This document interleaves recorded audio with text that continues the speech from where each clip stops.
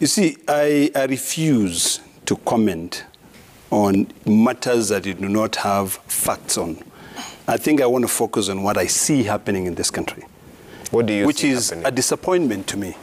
I'm disappointed in a few leaders who want to reduce Kalonzo Musyoka into a regional figurehead. You know, if you go back into the history of this country, you know, during the CORD period, during the NASA period, Kalonzo Musyoka became a national figure, a national leader.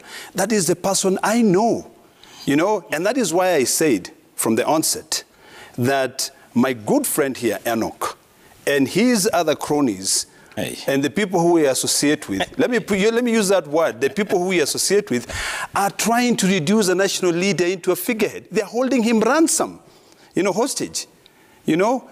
And seriously, it is like a situation whereby you want to create a wave. In my view, the only interest that my good friend here has is for Kalonzo to run on his own so that he can create a wave, so that my good friend can also, you know, swim around. He knows about waves. Waves have made careers. Waves have destroyed careers, political careers. So in his thinking, he wants to do what?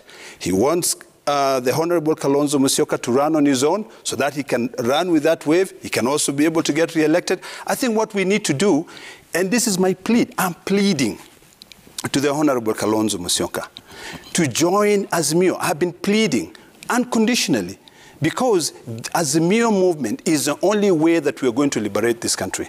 You know, if we want to cry about coalitions